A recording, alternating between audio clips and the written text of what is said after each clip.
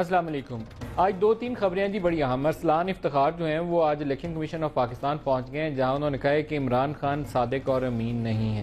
یہ ان کو آج کیسے پتہ چلا؟ آج سے پہلے ان کو کیوں معلوم نہیں تھا؟ اور کیا یہ متاثرہ فریق ہیں اور کیا خود صادق اور امین ہیں؟ یہ 3-4 سوالات ہیں جو ہم جاننا چاہیں گے، جن کے جوابات۔ آرمی چیف نارتھ وزیرستان آج اگلے مورچوں کا دورہ کیا اور ان کی سٹیٹمنٹ آج بہت امپورٹنٹ ہے۔ بہت دنوں سے سوال اٹھ رہا تھا کہ ہمارے ہاں گڈ طالب اور بیڈ طالب کی پہچان کب ختم ہوگی۔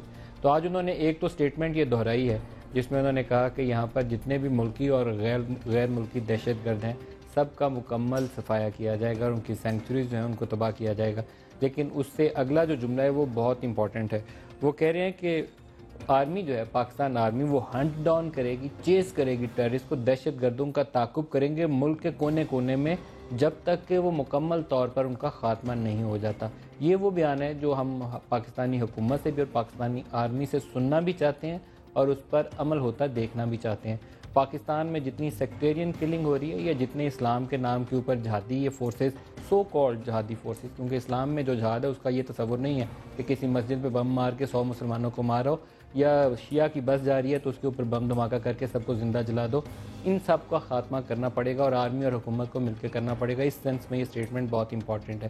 ایک میرے ہاتھ میں میگزین بھی ہے، یہ اس دفعہ کا ہیرلڈ ہے، جس میں ایک سروے کیا گیا ہے کہ اگر کل انتخابات ہوتے ہیں تو آپ کس پارٹی کو ووٹ دیں گے۔ ہم نے ابھی 1 سال پہلے انتخابات میں دیکھا تھا کہ P M L N leading position میں تھی پورے پاکستان میں، تحریک انصاف کو ووٹوں کے اعتبار سے دوسرے نمبر پہ تھی، لیکن سیٹس کے اعتبار سے پاکستان پیپلز پارٹی کے پاس سیکنڈ نمبر پہ آتی ہے، جماعت قومی اسمبلی میں، اور لیڈر آف دی اپوزیشن بھی انہی کا ہے۔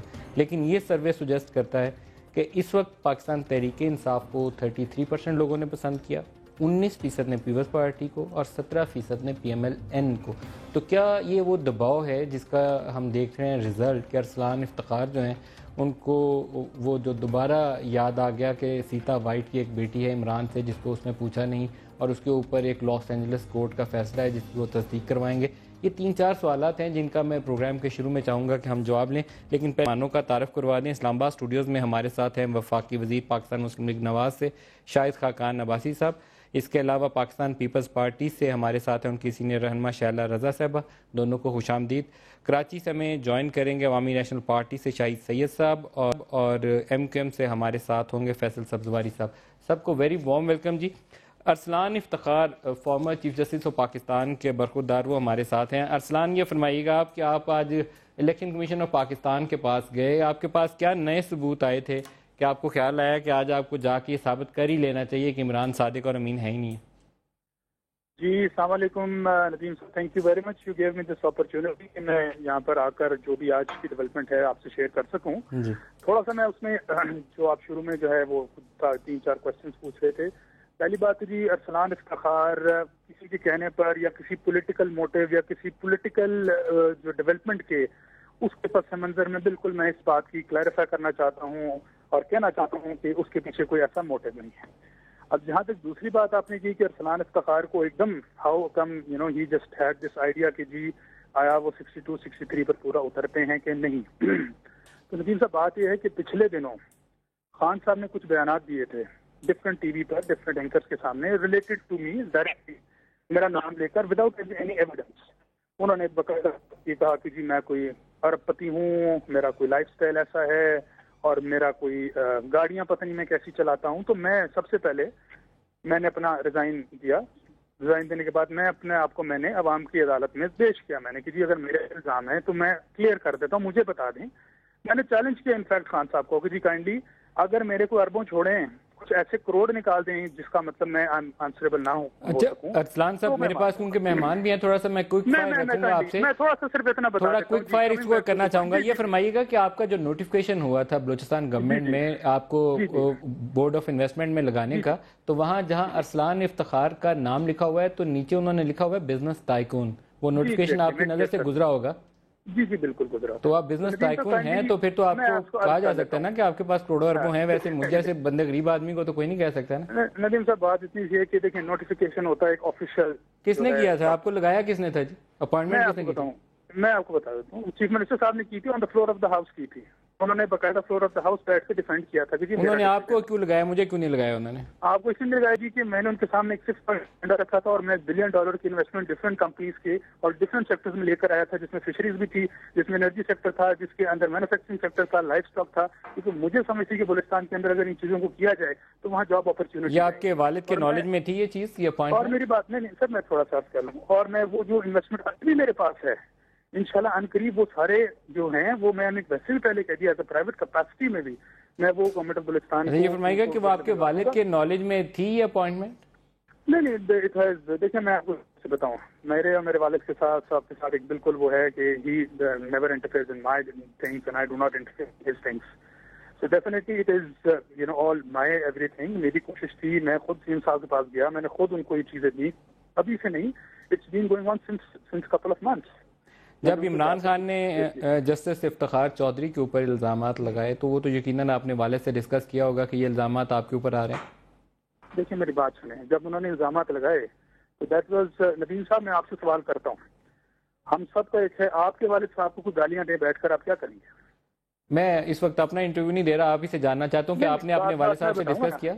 نہیں, میں والد جی بالکل, اور وہ جو ان کے اوپر ایلیگیشنز لگائے تھے انہوں نے, وہ ان کا خود ہی وہ جواب دیں گے. اچھا, تو کیا ریئیکشن کیا تھا جسٹس افتخار چودھری کا جب آپ نے ان سے یہ بات کی؟ دیکھیں میں ان کا کیا ریئیکشن تھا, آف کورس کیونکہ یہ بالکل لا اور فضول وداؤٹ اینی ایویڈنس کے ایک الزامات تھے. میں افتخار چودھری صاحب پاکستان میں بڑے جنہوں نے بڑا نام کمایا ہے ایز چیف جسٹس, تو ان میں سے ایک ہے, میں ان کا رد عمل جاننا چاہتا ہوں آپ سے کہ آپ ان کے برخوردار ہیں. آپ نے بتایا کہ عمران خان نے بیٹھ کے کہا ہے کہ افتخار چودھری نے الیکشن میں ریگنگ کی, میرے اپنے پروگرام میں انہوں نے کہا تھا, میں انٹرویو کر رہا تھا, تو ان کا رد عمل کیا تھا, انہوں نے کیا کہا ہے جس پہ جسٹس افتخار چودھری کا ریئیکشن کیا تھا؟ دیز آر آل ربش اور بالکل فضول قسم کے الزامات. یہ ان کی سٹیٹمنٹ ہے جسٹس افتخار چودھری کی کہ یہ ربش الزامات یہ دے بھی چکے ہیں, آن ریکارڈ اسٹیٹمنٹ دے چکے ہیں. تو پھر آپ نے کیا ان سے ڈسکس کیا کہ الیکشن کمیشن میں جاتے ہیں عمران کے جا کے تو پتہ کر؟ میرا ان سے یہ ڈسکشن کرنے کی ضرورت ان سے نہیں تھی, دس از مائی اون ڈیسیژن. اور میں نے جب دیکھا ایک آدمی without any evidence, without any thing, and who represents second number کی پارٹی, جس کو بھی آپ کہہ رہے ہیں کہ پاپولرٹی نمبر 1 ہو گئی ہے,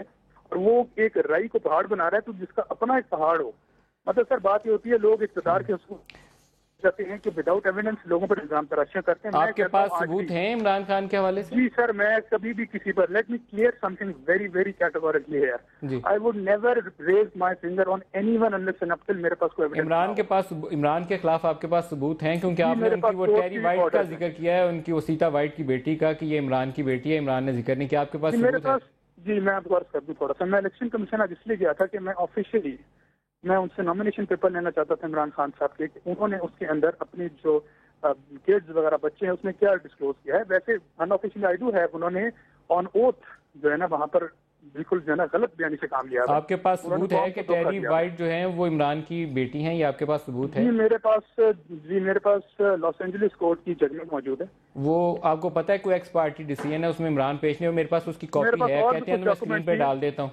اگر آپ کے پاس وہ بھی ہیں تو کچھ اور بھی میرے پاس ان کے اپنے ہاتھ کا 2004 کا ڈکلیریشن بھی ہے. وہ ڈکلیریشن بھی میں نے دیکھا ہے, اس میں کیا لکھا ہوا ہے وہ بھی بتا دیجیے, آنلائن لوگ سن لیں. جی انہوں نے لکھا ہے کہ جی میں اپنی بچی کا جو ہے نا, میں اس کی گارڈینشپ خود نہیں رکھوں گا, اور اپنی بچی کی جو ہے گارڈینشپ وہ شاید اس کی خالہ ہے کوئی, اس کو جو ہے نا میں دوں گا. یہ جو ایک ابھی ریسنٹلی ایک اور ایپیسوڈ چل رہا ہے, آپ کو پتہ ہے کہ وہ بعض تصاویر ہیں انٹرنیٹ کے اوپر جس میں جمائمہ کے ساتھ ایک ٹیری وائٹ کی لڑکی دکھائی گئی, جو کہا گیا کہ Terry white, I am not sure کہ وہ وہی ہے یا نہیں, اور یہ بتایا گیا ہے کہ اب گارڈین شپ جمائمہ کے پاس ہے.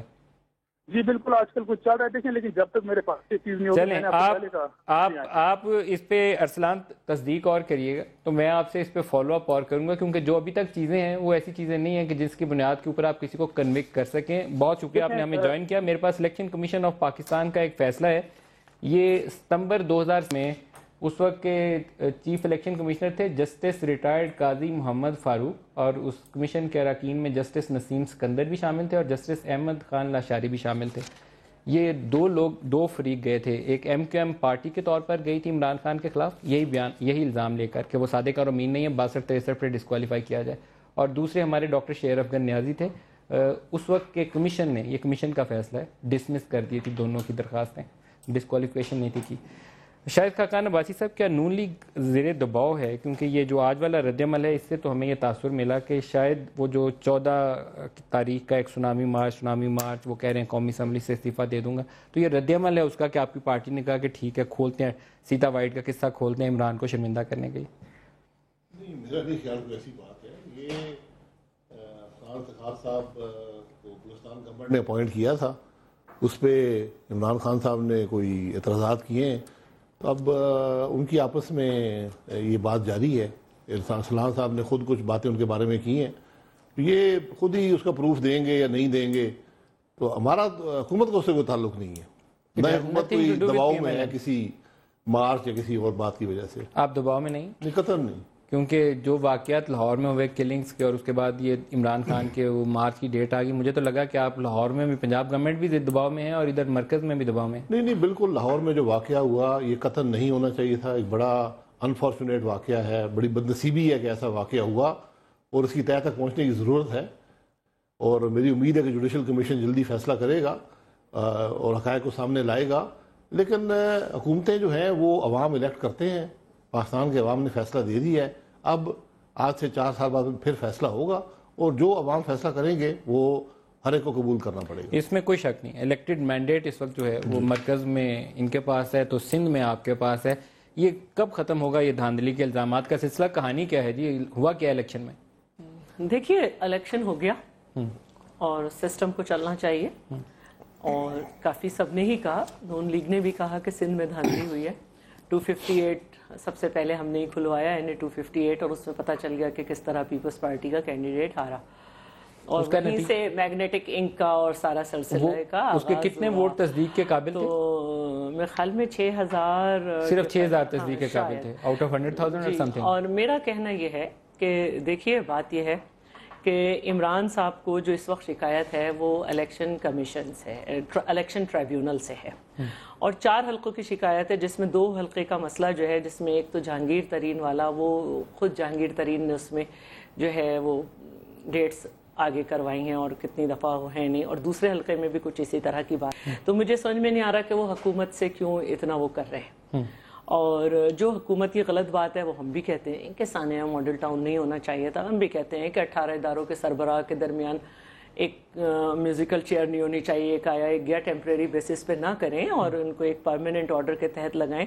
جو ہے وہ ہے. لیکن عمران خان صاحب کا مجھے سمجھ میں نہیں آ رہا، پہلی 14 اگست وہ اپنے صوبے میں منا نہیں سکے، اب کی 14 اگست کو انہوں نے یہ کر دیا. اس وقت ضرب عزم جو ہے، آپ کو محرکات کیا لگتے ہیں؟ ضرب عزم کی طرف آتے ہیں، آپ کو کیا محرکات لگتے ہیں؟ میں یہ سمجھتی ہوں کہ جلدی اگر میاں صاحب چاہیں تو پرویز مشرف سے جیسے ہی وہ پیچھے ہٹیں گے، عمران چودھری، شجاعت اور طاہر القادری والا یہ گروپ سب پیچھے ہو جائے گا. آپ دیکھیں یہ سب ایک پیج پہ، اور یہ پرویز مشرف کے پرانے کھلاڑی ہیں. طاہر القادری جو ہیں وہ ان کے پاس ایک ہی سیٹ تھی، انہوں نے ظفر اللہ جمالی کو ووٹ دیا تھا. Qadri also resigned and Imran also left general Pervez Musharraf after a certain period. میں یہ سمجھتی ہوں کہ یہ ایک ٹھنڈا پڑ جائے گا معاملہ. آپ کا خیال ہے کہ ٹھنڈا پڑ جائے گا؟ ایک تو یہ، اور دوسری بات یہ ہے کہ میں یہ سمجھتی ہوں کہ عمران جو ہیں اس وقت اپنی ذمہ داریوں سے پیچھا چھوڑا رہے ہیں. جو اس وقت آپ نے میرا جواب نہیں دیا، چودھری نثار اس کے بعد راضی ہو جائیں گے کہ نہیں ہو جائیں گے؟ چودھری نثار کو میں سمجھتی ہوں کہ پارٹی کو منا لینا چاہیے، کیونکہ پارٹی جو ہے وہ پارٹی کی طرح اور گورنمنٹ کی طرح نہیں چل رہی ہے. ایک گروہ سا بن گیا ہے کہ جی 50 راجپوت اس کے پاس ہیں، یہ ہے وہ ہیں. اس وجہ سے صحیح فیصلے نہیں ہو پا رہے، اور یہ بہت تشویشناک بات ہے کہ اگر وہ پارٹی لیول پہ ناراض ہوتے تو سیکریٹری جاتا، صدر جاتے، لیکن فیملی گئی میاں صاحب کی. یہ بہت سنجیدہ ایک ناراضگی ہے. جنرل پرویز مشرف ایک فیکٹر ہے، آپ کو معلوم ہے. بالکل، میں سبھی سمجھتے ہیں، لیکن نون لیگ میں بڑے جو پاورفل پرسنالٹی ہیں چودھری نثار، اور میرے خیال میں اتنا تگڑے کھڑے ہو کے وہ کسی جنرل کو بھی اٹھ کے کوسچن کر دیتے ہیں. یہ تھوڑے لوگوں میں اتنی جان ہوتی ہے. چودھری صاحب میں یہ جان ہے، لیکن انہوں نے اپنی جگہ پہ آنا چاہیے ایز انٹیریئر منسٹر، گھر نہیں بیٹھنا چاہیے. یہاں میں آپ سے متفق ہوں. کراچی چلتے ہیں فیصل سبزواری صاحب کے پاس. فیصل سبزواری صاحب، دھاندلی 1 سال گزر گیا اور اب تو لگتا ہے کہ سسٹم جو ہے وہ ایٹ سٹیک آ گیا، کیونکہ سونامی مارچ کے اعلان کے ساتھ عمران نے یہ بھی دھمکی دی ہے کہ وہ قومی اسمبلی سے استعفے دے دیں گے. آپ کو کیا لگتا ہے کہ بہت بڑی دھاندلی ہو گئی تھی اور اب اس کا حل کیا ہے؟ ندیم بھائی دیکھیں، میں آپ کی پروگرام میں پہلے بھی عرض کر چکا ہوں کہ ہمیں بہت سنجیدہ الیکٹورل ریفارمز کی ضرورت ہے. میری جماعت نے MQM نے اپنے پارٹ کے اوپر جہاں الیکٹرال ریفارمز میں سجیشنز دی ہیں, تجاویز دی ہیں, پہلے بھی دی ہیں, 2007 سے دیتے آ رہے ہیں, اس سے پہلے بھی دیتے تھے. 2007 میں میں اس ٹیم کا ممبر تھا اور ہم نے ابھی بھی دی ہیں. ہم یہ سمجھتے ہیں کہ واقعتاً سنجیدہ ہونے کی ضرورت ہے تاکہ آئندہ کوئی بھی الیکشن ہارنے والا اپنے ووٹر کو متحرک کرنے کے لیے اور آئندہ کی انتخابی مہم چلانے کے لیے دھاندلی کا رونا نہ روئے, اور معاملات اس طریقے کے نہیں ہونے چاہیے. میں آپ ہی کے پروگرام میں پہلے بھی عرض کر چکا ہوں کہ عوامی نیشنل پارٹی MQM اور پیپلز پارٹی نے تو پری پول ریگنگ کا سامنا کیا. کاش اس کے حوالے سے بھی رائے عامہ ایسی بن پاتی, اتنے پروگرامز ہو پاتے کہ طالبان نے کھل کر کہا تھا کہ ان تینوں کے جلسوں میں نہ جائیں اور ہم ماریں گے, اور ہمارے امیدواروں کو بھی شہید کیا گیا, کارکنان کو بھی بم دھماکوں کا ہم نے سامنا کیا, اور اس کا یقیناً کچھ جماعتوں کو فائدہ ہوا. فیصل صاحب, یہ تو وہ فیز تھا نا جس میں یہ خوف تھا کہ جیسے ہی کوئی جلسہ کرے گی, پیپلز پارٹی کرے گی, ANP کرے گی, MQM, تو وہاں پہ سوسائڈ اٹیکرز آ جائیں گے.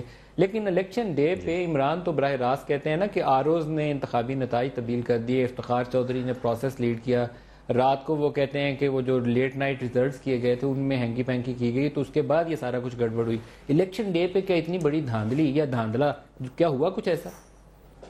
شاید تحریک انصاف نے یا تو پہلی دفعہ اتنے بڑے پیمانے کے اوپر انتخابات میں حصہ لیا, ہم سب سیاسی کارکنان انتخابات لڑتے بھی لڑواتے ہیں, یہ سارے کے سارے رقم موجود ہیں ہمارے انتخابی سسٹم میں.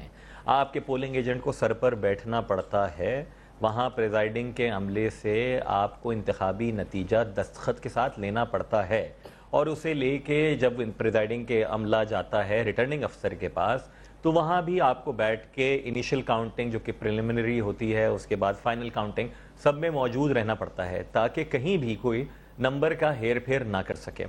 ہمارا ماننا یہ ہے کہ technology is an answer to the corruption. آپ اس دھاندلی کو, اس بدعنوانی کو روکنے کے لیے ہم ٹیکنالوجی کو لے کر آئیں.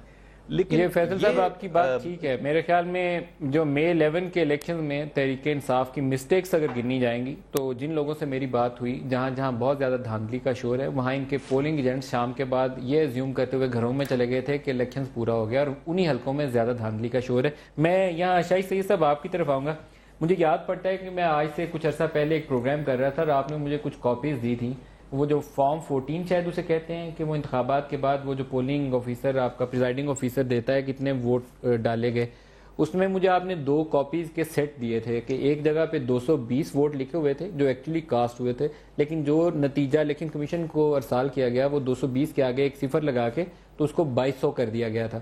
اسی طریقے سے ایک جگہ پہ ایکچوئل ووٹ جو تھے وہ 1400 پول ہوئے تھے, لیکن جو نتیجہ آگے گیا وہاں وہ 140 رہ گئے, تو انہوں نے کہا صفر غلطی سے رہ گیا جی.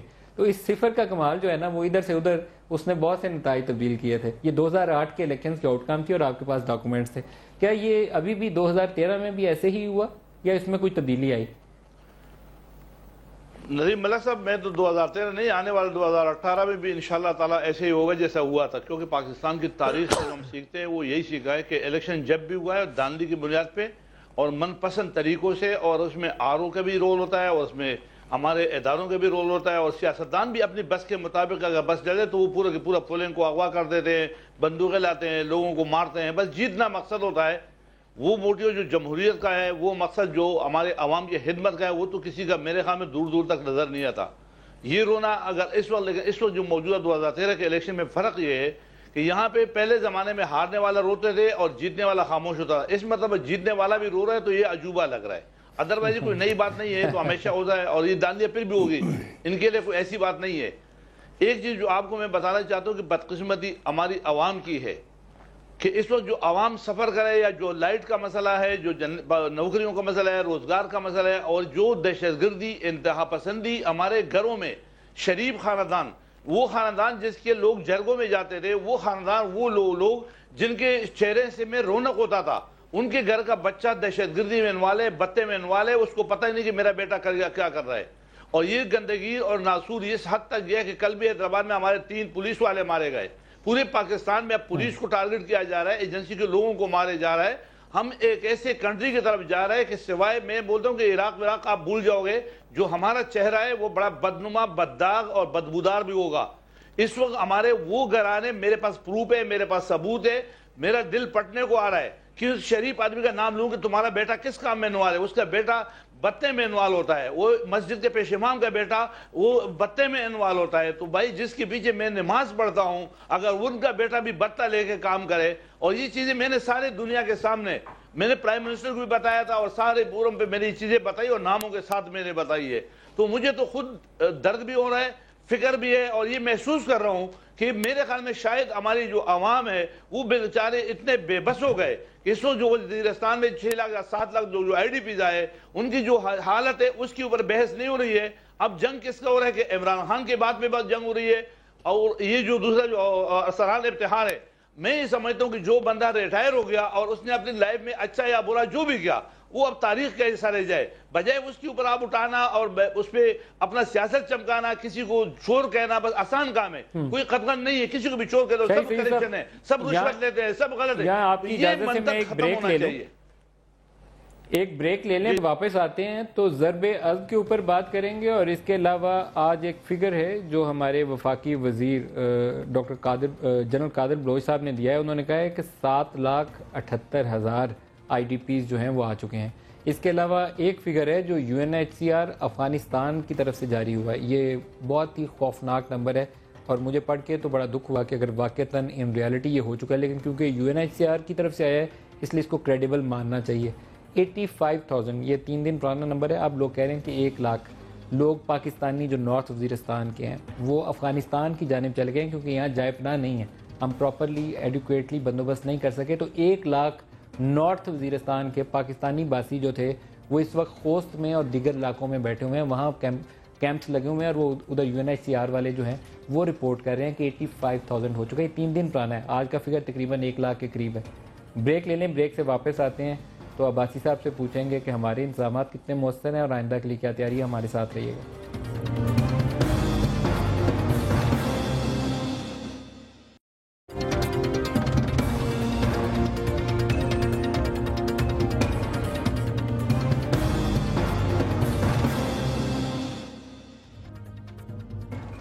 پروگرام میں دوبارہ خوش آمدید کہتے ہیں. جنرل راحیل شریف کا آج کا سٹیٹمنٹ ہے، وہ کہتے ہیں کہ terrorist will be chased and hunted down across the country till their final elimination. یہ وہ بیان ہے جس کو کہتے ہیں کہ سننے کے لیے کان ترس گئے تھے، نہ صرف آرمی چیف سے بلکہ پرائم منسٹر پاکستان سے بھی ہم یہ بیان سننا چاہتے ہیں، کیونکہ جتنے مسلح جتھے پاکستان میں کام کر رہے ہیں وہ کسی نہ کسی کا کوئی نہ کوئی گروپ پسندیدہ ہے. کوئی نواز شریف کا پسندیدہ ہے، کچھ آرمی کا پسندیدہ ہیں، اور کوئی ہو سکتا ہے زرداری صاحب کا پسندیدہ ہو. جب تک سارے اس پہ اگری نہیں کریں گے کہ اس خون ریزی کو روکنا ہے تب تک یہ خون ریزی رک نہیں سکتی. باسی صاحب، کیا حکومت وقت نے آرمی چیف کا بیان پڑھا ہے؟ دعا کرتا ہوں کہ آئندہ آنے والے دنوں میں عملی مظاہرہ بھی دیکھوں. یہ طے کر لیا ہے کہ پاکستانی سرزمین کو ان جیش، لشکر، سپاہ، تمام مسلح جتھوں سے پاک کرنا ہے؟ مثلا اگر آپ پچھلے 2 دن کے پرائم منسٹر کے بیانات دیکھیں وہ بھی ایگزیکٹلی یہی بیانات ہیں. اور میں نہیں سمجھتا کہ کوئی سیاسی جماعت بھی کسی ایسے گروپ یا شخص کا ساتھ دے سکتی ہے جو ملک میں تخریب کاری میں ملوث ہو یا ملکی مفاد کے خلاف کام کرتا ہو.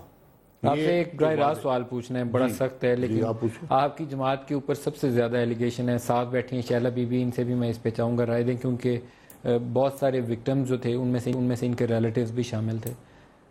لشکر جنگوی والے وہ کہتے ہیں کہ آپ سمپتھائز کرتے ہیں یا ان کو چھیڑنا نہیں چاہتے کہ اتنے تگڑے ہیں پنجاب میں، آپ کو وہ چھیڑے نہ، آپ انسٹیبل نہ ہو جائیں. یہ لشکر جنگوی کا جو ایک ثبوت جس کو ہمیشہ کہا جاتا ہے کہ ایک بائی الیکشن میں ثناء اللہ صاحب جو وزیر تھے ان کے فوٹو ہیں کسی لشکر جنگوی کے لیڈر کے ساتھ جو اس الیکشن میں حصہ نہیں لے رہے تھے اور وہ ایک PMLN کے کینڈیڈیٹ کو سپورٹ کر رہے تھے. یہ بار بار وضاحت ہوئی ہے کہ یہ مقامی مسئلہ ہوتا ہے. الیکشن میں بہت سی جماعتیں سپورٹ کرتی ہیں، بہت سی نہیں کرتی، مخالفت کرتی ہیں، اور ان کا فوٹو شاید ایک جلسے میں ان کے ساتھ موجود ہے. قطع کلامی آپ کی ہو جائے گی، لیکن اگر آپ برا نہ مانیں تو آپ کو ایک اور ثبوت دوں آپ کے پنجاب حکومت کی سمپتھائزر ہونے کا. شیخ وقاص اکرم کے والد رکن اسمبلی منتخب ہوئے تھے کیونکہ وہ خود ڈسکوالیفائی کر گئے تھے. تو ہماری جو بیک گراؤنڈ انفارمیشن ہے جسے میں ثبوت کے ساتھ کوئی کورٹ ایویڈنس کے ساتھ تو نہیں دے سکتا، وہ یہ ہے کہ آپ کی جو ایڈمنسٹریشن تھی اس کی مرضی اور منشا اور رضامندی کے ساتھ اس کے والد کو ڈسکوالیفائی کر کے انہی شخص کو جن کی ساتھ فوٹو تھی آپ نے کوالیفائی کر کے رکن قومی اسمبلی بنا دیا. وہ بعد میں کورٹ آرڈر لے کے وہ دوڑ لگا کے شیخ وقاص اکرم نے والد کی سیٹ بچا لی ہے. لیکن this is how the system is operating in Punjab. دیکھیں جو ڈسکوالیفیکیشن ہوئی اور بعد میں جو اس ڈسکوالیفیکیشن روک دیا گیا وہ عدالت نے ہی کی, وہ پنجاب حکومت نے نہیں کی. اس کی پنجاب نوٹیفیکیشن بھی حکومت سمپتھائز نہیں کر رہی, اس کی نوٹیفیکیشن بھی الیکشن کمیشن کرتا ہے, پنجاب حکومت نہیں کرتی. تو یہ بڑا غلط تاثر ہے. دیکھیے جو رانا ثناء اللہ صاحب کے یا اب نیا نام جو ہے ایک اور رانا صاحب کا بھی بتایا جاتا ہے کہ 10 سال ان کے گروپ میں ٹیرر اسکواڈ میں رہے یا ان کے ممبر رہے. میں نہیں کہہ رہی کہ اس پہ ٹویٹر پہ بھی سب معلومات ایک دوسرے سے شیئر کرتے رہتے ہیں, وہ تو الگ ہے. لیکن جو پنڈی میں دھماکہ ہوا اور اس کے بعد جس طرح رانا ثناء اللہ صاحب احمد لدھیانوی کو جو ہے گورنمنٹ پروٹوکول میں لے کے سرکاری پروٹوکول میں جس طرح سے اسلام آباد لائے اور ایک اسٹیک ہولڈر سا بنا کے پیش کیا, اور جس طرح ان کو یقین دلایا کہ ہاں جی چیلم کا جلوس یہاں سے نہیں نکلے گا, وہ کسی سے ڈھکے چھپے تعلقات نہیں ہیں. اور میں یہ سمجھتی ہوں کہ پہلی دفعہ ہم نے کل سنا کہ مظفر آباد میں اور ڈیرہ اسماعیل خان وغیرہ میں آپریشن ہوا, تو جو ہے وہ تو نظر آتا ہے. پھر آپ کو یہ بھی یاد ہوگا کہ ہم نے ڈائیلاگ کیا تھا, وہ ناکام ہوا. ناکام ہونے کے بعد جب ہم آپریشن میں گئے تو بہت تھوڑے عرصے کی بات نہیں, مطلب بہت زیادہ دیر کی بات نہیں ہے, ہم سب کے ہوش و آواز کی بات ہے کہ پنجاب سے آواز آئی کہ طالبان کے اور ہمارے خیالات ایک سے ہیں, ہمارے صوبے میں آپ دھماکے نہ کریں. اور عمران خان نے کہا کہ جی ہمارے کلمہ گو بچھڑے ہوئے بھائی ہیں, ڈرون کے ریئیکشن کر رہے ہیں, اور جماعت اسلامی نے کہا کہ ہم ان کے ہم نوا ہیں.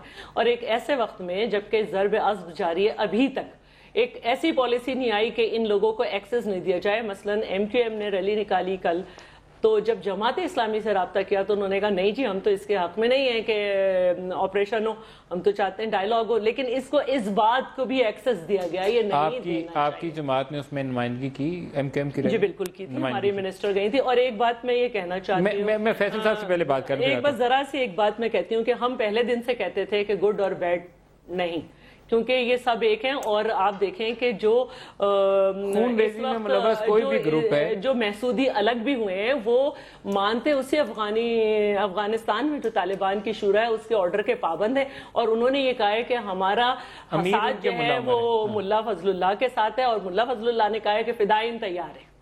جو اب ہمارے گڈ اور بیڈ کی تخصیص یہ ہے کہ جو فضل اللہ کے ساتھ ہے وہ ہمارا دشمن ہے, اور جو ملا عمر کے ساتھ ہے وہ ہمارا دوست ہے. ملا عمر تو طالبان شورا کے ایڈ ہیں. اچھا فیصل سبزواری صاحب سے پوچھتے ہیں. فیصل سبزواری صاحب یہ فرمائیے گا کہ بہت سے کالعدم تنظیمیں ہیں ہمارے پیپرز میں, انٹیریئر منسٹری کی لسٹ اگر آپ پڑھیں گے نا تو اس میں کافی تنظیمیں ہیں, لیکن یہاں جلسہ ہو رہا ہو اسلام آباد میں کسی بھی ایشو کے اوپر, اس میں اگر اسٹیبلشمنٹ کی مرضی منشا شامل ہو تو وہ سارے کے سارے لوگ آپ کو ان کے حق میں نعرے لگاتے ہوئے اسلام آباد میں نظر آئیں گے, پنڈی میں بھی نظر آئیں گے, لاہور میں بھی نظر آئیں گے. دفاع پاکستان کونسل کا ذکر کر لیں تو اس میں بھی 10 کالعدم تنظیمیں کھڑی ہوتی ہیں. مجھے نہیں پتا کہ کل وہ آپ کے نمائندگی کرنے کوئی تشریف لائے ہیں کہ نہیں, لیکن ایک چیز اور افسوسناک ہے, لیکن میں اب اس کا ذکر یہاں کرنا ضروری ہے. جو ہمارے آئی ڈی پیز آئے ہیں اس کے اوپر جتنا انٹرنیشنل میڈیا رپورٹ کر رہا ہے, جو ایکٹیولی ان کو فیسیلیٹیٹ کرنے کے لیے آگے جا رہے ہیں وہ یا جماعت الدعوہ والے ہیں یا الرحمت ٹرسٹ والے ہیں, جو ایکٹیولی ان کی مدد کر رہے ہیں. ندیم پہلے تو نہیں, کل کوئی آیا تو نہیں ان مہربانوں کی طرف سے, تھریٹ ضرور تھا کل کے جلسے میں کہ ان کی طرف سے کچھ محبت سے بلانا چاہیے تھا آپ کو. نہیں, میرے خیال میں انہیں بھی مراسم کا پتہ ہے, جن لوگوں سے محبت ہے ان کے پروگرام میں وہ چلے بھی جاتے ہیں اور بلائے بھی جاتے ہیں اور اسٹیج پر بھی جاتے ہیں اور تقاریر بھی کرتے ہیں. جہاں تک آپ کی یہ بات ہے کہ جناب یہاں پر یہ جماعتیں جو کہ کالعدم ہیں وہ وہاں پر ایکٹیو ہیں, یہی اتفاق سے بڑی عجیب و غریب صورتحال میں نے اپنی آنکھوں سے دیکھی کہ جب ایم کیو ایم کے کارکنان اور رضاکار اور عوامی نمائندے گئے کشمیر کے زلزلے کے بعد, اور خیبر پختونخوا میں زلزلے کے بعد جب ہم امدادی ٹیموں کی شکل میں وہاں پر گئے تو وہاں بھی سب سے زیادہ ایکٹیو یہ تھے. اس کی ایک وجہ تو یہ ہے کہ یہاں سے ان کی افرادی قوت بھی بہت آتی رہی ہے, وہ ایکٹیو رہے ہیں, بیس کیمپس ہیں, ان کے بیس کیمپس رہے ہیں.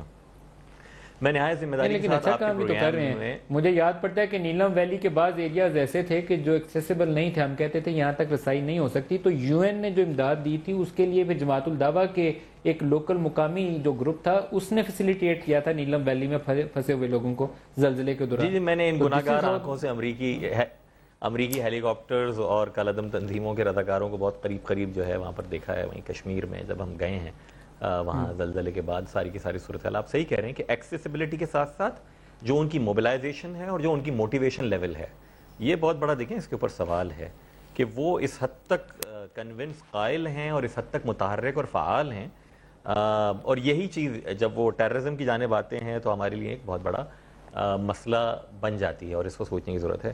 میں ایک چیز جو آپ کہہ رہے تھے اور شیلا بی بی نے بھی کہی ہے، گڈ طالبان اور bad Taliban, M Q M نے صرف پاکستان میں ہی نہیں بلکہ جب امریکی بھی یہ ٹرمینالوجی شروع تو وہیں سے ہوئی ہے، جب وہ بھی استعمال کر رہے تھے تو ہم نے ان کو بھی بہت کانٹیسٹ کیا ہے اس بات کے اوپر کہ جو سلیپر سیل ہے وہ آپ کے لیے گڈ طالب ہے اور جو ایکٹیولی ایگزیکیوشن کر رہا ہے وہ آپ کے لیے بیڈ طالب ہے۔ تو یہ تو نہیں ہے قطعاً طریقہ کار۔ آج بھی ہم ان ازبکوں کے پیچھے پڑے ہوئے ہیں اور کہہ رہے ہیں کہ جناب جو آئے کراچی ایئرپورٹ پر، بھائی کوئی ان کو لے کر آیا نا، ازبکستان سے لینڈ تھوڑی کیا تھا انہوں نے کراچی ایئرپورٹ کے اوپر، وہ آئے وہاں سے آزاد علاقے سے لے کر کراچی تک آئے، کسی نے فیسیلیٹیٹ کیا، کسی نے ٹھہرایا، کسی نے تربیت کی، جو کسی نے سپورٹ علاقے نیٹ ورک ہے بتائے، وہ کسی ابھی نے بھی پیسے کراچی کے دیے۔ اندر موجود ہوگا۔ وہ ایک گاڑی میں آئے تھے، بالکل ان کو ڈراپ کر کے چلے گئے تھے۔ اسلام آباد کچہری میں جن لوگوں نے اٹیک کیا تھا ان کو بھی پک اپس میں وہ آئے تھے، ڈبل کیبن میں اٹیک کرنے کے بعد وہ لوگ واپس گئے تھے۔ تو سپورٹ نیٹ ورکس کراچی میں بھی موجود ہے، یہاں پنڈی اسلام آباد میں۔ ندیم بھائی کراچی میں تو اتنی بڑی تعداد میں موجود ہے۔ بدقسمتی یہ ہے کہ ہمارے سیاسی دوستوں نے جس وقت ایم کیو ایم نے اس حوالے سے آواز اٹھائی، قائد تحریک جناب الطاف حسین نے، تو ہمارے سیاسی دوستوں نے بہت حد تک اس کو سیاسی نعرہ سمجھا اور اس کا جواب سیاست سے ہی دیا، بجائے اس کے کہ اس وقت جب ہم متنبہ کر رہے تھے کہ ایسا ہوا چاہتا ہے، کراچی میں طلبہ ہے اور یہ بہت بڑا گڑھ ہے آپ کے سامنے ہے، جب خود حکومت کہہ رہی ہو کہ 3-4 ملین تو غیر ملکی ہیں، جن میں سے شاید 1.5-2 ملین کے قریب UNHCR کہتی ہے کہ اس کے پاس رجسٹرڈ ہیں، اس کے علاوہ کچھ پتہ ہی نہ ہو، اور آبادیوں پر آبادیاں بنتی چلی جا رہی ہیں اور مختلف ناموں سے قبضے ہوئے چلے جا رہے ہیں، ہر نام کی کالعدم تنظیم یہاں پہ ریلیاں اور جلسے۔ آج میں ایک دیواروں کے اوپر چاکنگ میں نے دیکھی ہے ایک ایسی تنظیم کی ہے جس کا نام سنیں تو رونگٹے کھڑے ہو جائیں۔ تو یہ ساری کی ساری چیزیں تو ہیں، یہاں پر مسئلہ ہے۔ آن ایئر بتا جی نام بتا دیکھیے، آج جیش محمد کی میں نے چاکنگ دیکھی ہے، باقاعدہ ان کے پروگرام ہو رہے ہیں۔ شاہی سید صاحب اب آپ فرمائیے، آپ ہمیں ڈرا رہے تھے پہلے، تو آپ کے کراچی شہر کے اندر پھر وال چاکنگ ہو رہی ہے، تو پھر باقی پاکستان میں کیا حرجہ ہونے میں؟ ندیم صاحب میں آج پھر میرا موڈ یہ کہ میں آپ کو پھر ڈراؤں، شاید آپ کی وجہ سے آپ جتنا سچ کہتے تو مجھے لگتا ہے کہ آپ کو بھی اپنی جان کی فکر نہیں ہے، یہ ملاوٹ مکسنگ یہ ہو رہی ہے۔ روزوں کا مینہ سچ بولنا چاہیے، مرنا تو ہے ہی ہے۔ اچھا تو پھر سچ تو یہ ہے کہ ہماری جو ملکی چاہے وہ ادارے ہے چاہے وہ سیاستدان ہے، سب سے بڑی بڑھ چل کے جو ہمارا ایمان اور عقیدہ ہے جس کو ہم ماں باپ کا درجہ دیتے ہیں، علماء، وہ علماء حق خاموش ہے اور علماء سو نے مسجدوں پہ قبضے کیے۔ آج اگر میں سچ کہوں گا تو آپ کے پارلیمنٹ میں ملیٹنٹ ونگ بیٹھی ہوئی ہے، وہ آج بھی ان کے چیئے اور چپگویاں کریں گے اور ان کو کلیئر دہشت گرد نہیں کہتے۔ یہ جو پارٹیاں آج حکومت میں، آج تو افسوس کی مقام یہ ہے کہ جو طالبان نے ڈیمانڈ کیا کہ یہ 4 پارٹیاں الیکشن کریں، ان چاروں کی حکومت ہے، اس کے باوجود بھی قتل و غارت کم نہیں ہو رہی ہے۔ آج تو دہشت گردی ہونی ہی نہیں چاہیے کہ ان کی مرضی کی حکومت ہے۔ جماعت اسلامی سراج الحق آج بھی کہتا ہے کہ فوج غلط ہے، آپریشن نہیں ہونا چاہیے، آپریشن کسی مسئلے کا حل نہیں ہے۔ بھائی اگر آپریشن کسی مسئلے کا حل نہیں ہے تو پرائے ملکوں میں چھیڑ چھاڑ بھی کسی مسئلے کا حل نہیں ہے۔ آج آپ بولتے ہیں کہ افغانستان میں ہمارے 1 لاکھ گئے، معاف کرنا افغانستان کے 30 لاکھ ادھر آئے تھے، اب یہاں سے 30 لاکھ پورا ہوں گے، افغانی بھی آپ سے بدلہ لے رہا ہے، افغانی آپ سے فل انتقام کے موڈ میں ہے۔ آپ اگر خواہ ایک شیر کو دیکھ کر کے اپنے آنکھیں بند کرو گے تو بچو گے نہیں۔ آپ یہ حقیقت سامنے رکھیں کہ ہمارے پاس ہندوستان کا بھی اثر رس ہوگا اور افغانستان بھی ہمارے کو ڈسٹرب کرے گا، کیونکہ ہم سے کوئی خوش نہیں ہے۔ ہم نے امریکہ کو تو خوش رکھا ہے مگر ہم نے اپنے پڑوس کو خوش نہیں رکھا۔ ہمارے جو پاکستان بننے کے بعد پہلا دورہ تھا تو وہ امریکہ کا تھا، اور ہندوستان جب گیا تھا تو پہلے پڑوس میں جا کے اس نے رشیا کے دورے کیے، اس نے اپنے اڑوس پڑوس میں تعلقات اچھے بنائے۔ ہم نے اپنے پڑوس کو تباہ و برباد کر کے رکھا ہے، اور آج بھی ابھی بھی لوگوں کو مسجدوں میں لوگ ایسے ہیں جو کہ یہ ٹریننگ کر رہے ہیں، آج بھی اسی اسلام کے نام پہ لوگوں کو ذبح کر رہے ہیں۔ آج بھی جو ہمارا فوجی جوان جو شہید ہو رہے ہیں اور وہ فوجی جو نعرے تکبیر کا نعرہ لگاتا ہے تو آدمی کا خون اٹھتا ہے، وہ بھی جہاد کا نعرہ۔ جو ہماری فوج لڑ رہی ہے وہ اپنے ملک کے لیے لڑ رہی ہے اور وہ شہید ہے، فوج کا بچہ شہید ہے، وہ نعرے تکبیر کا جو نعرہ لگاتا ہے مگر کس کے پیچھے؟ اس کے پیچھے جو اپنے آپ کو وہ اسلام کے ٹھیکیدار سمجھتے ہیں، وہ جو پہاڑوں میں بیٹھے ہیں وہ بھی تو اپنے آپ کو اسلامی اور جہادی سمجھتے ہیں۔ بھائی صاحب سے بھی پوچھ لوں، جو فوج میں لڑنے والے جتنے قوم کے سپاہی ہیں وہ اسی قوم کے بیٹے ہیں. شاہد سید صاحب یا وہ آپ کا بیٹا ہوگا یا میرا بیٹا ہوگا, شاید خاقان عباسی صاحب کا بھائی ہوگا, ان کے والد صاحب کا میرے خیال ان کا بھی تعلق رہا. بہت سے ایسے لوگ ہوں گے کہ جن کے بچے, یا بہت سی ایسی فیملیز ہوں گی جن کے بچے فوج میں اس وقت لڑ رہے ہیں. خود وہ جنرل خالد ربانی میرے خیال اس وقت جو وہاں پہ کور کمانڈر ہے, ان کا اپنا بیٹا بھی حصہ لے رہا ہے اس مشن کے اندر. تو یہ تو میرے خیال میں کسی کو ججمنٹ پاس کرنے کا حق حاصل ہی نہیں ہے کہ وہ جہاد کر رہا ہے یا نہیں کر رہا, شہید ہے یا نہیں ہے. وہ اس قوم کے لیے لڑ رہا ہے, اس قوم کے لیے اپنا خون دے رہا ہے. اس سے زیادہ میرے خیال میں فخر کی بات اور ہو ہی نہیں سکتی. شاید خاقان عباسی صاحب, کیا ہم ساری قوم یکسوئی کے ساتھ اس مسئلے کے ساتھ نبٹ نہیں سکتے ایک دفعہ ونس اینڈ فار آل؟ یہ ہم اپنی ڈیڑھ اینڈ کی اگر مسجد سے جاتے رہیں کہ یہ والا گڈ طالب ہے, یہ بیڈ طالب ہے, تو ہم کہیں نہیں, کبھی بھی نہیں پہنچیں گے. دیکھیں وہ ایشو جو ہے وہ ختم ہو چکا ہے. اب ایک فیصلہ کر لیا گیا ہے کہ جو مینڈیٹ حکومت کو ملا تھا تمام سیاسی جماعتوں کی طرف سے کہ ڈائلاگ سے اس مسئلے کو حل کرنے کی کوشش کریں, شاید وہ اب بیک گراؤنڈ میں چلا گیا اور اب ایک ملٹری آپریشن کے ذریعے اس مسئلے کو حل کیا جا رہا ہے. تو اسی پر آج پوری ملک تمام سیاسی جماعتیں متفق ہیں. کسی کی رائے یہ ضرور ہو سکتی ہے کہ بات کو طویل رکھنا چاہیے تھا, کچھ اور بات کرنی چاہیے تھی, لیکن جو اکثریت کی رائے ہے وہ یہی ہے کہ شاید باتوں سے وہ نتائج حاصل نہیں ہوئے جس کی توقع تھی. لیکن بات چیت والی آپشن تو اس کے لیے ابھی بھی اوپن ہو سکتی ہے. جو ہتھیار پھینک کے پاکستانی قوانین کا احترام کرنے پہ آمادہ ہو, تو یہ تو آپشن ابھی بھی جو آفیشیل سٹیٹمنٹ تھی پرائم منسٹر آف پاکستان کی, اس میں یہ شامل تھی کہ ہتھیار پھینک کے لا آف دی لینڈ پہ اگر عمل کرتے ہو تو ٹھیک ہے. دیکھیں بات چیت کا راستہ کبھی بند نہیں ہوتا. آپ ملکوں کے درمیان جنگ دیکھ لیں, کسی بھی کانفلکٹ جو دنیا میں ہے اس کو دیکھ لیں, ڈائلاگ میرے ہمیشہ پروگرام اینڈ کرنے کا کہہ رہے ہیں. صرف ایک آئی ڈی پیز پہ کوشچن پوچھ لوں, بہت شکایت آ رہی ہے کہ ہم لوگ ایکٹیولی وہاں تک پہنچ نہیں پائے ان لوگوں کی مدد کے لیے. کیا اس کے اوپر میں آپ سے وضاحت کی بجائے یہ پوچھ لوں کہ آپ اپنے کام کو مزید بہتر کرنے کے لیے کچھ کر رہے ہیں؟ نہیں, بالکل کوشش ہو رہی ہے. میں گزارش یہ کروں گا کہ ایک تو توقع سے زیادہ لوگ آئے, جو توقع تھی اس سے زیادہ لوگ آئے, اور دوسرا یہ ہے کہ جو ان کی ضروریات ہیں شاید اس کو اینٹیسپیٹ نہیں کیا جا سکا. اینٹیسپیٹ نہیں کیا جا کہ وہ کہاں رہیں گے, کس طرح رہیں گے, کیونکہ جو کیمپ بنائے گئے جہاں تقریباً 40-50 ہزار افراد کی رہنے کی جگہ تھی وہ خالی پڑے, کیونکہ ان کا اپنا ایک کلچر ہے, وہ اپنے طریقے سے رہنا چاہتے ہیں. وہ عورتیں سخت پردہ کرتی ہیں, تو اس لیے حکومت یہ کر رہی ہے اس وقت کہ کیش امداد زیادہ دی جائے تاکہ وہ اپنی ضروریات خود پوری کر سکیں. شاہد خاقان عباسی صاحب, شیلا رضا صاحب, فیصل سبزواری صاحب, شاہد سید اور ارسلان افتخار ہمارے ساتھ. سب کا بہت شکریہ. آج کے پروگرام سے اتنا ہی, اجازت دیجیے. خدا حافظ.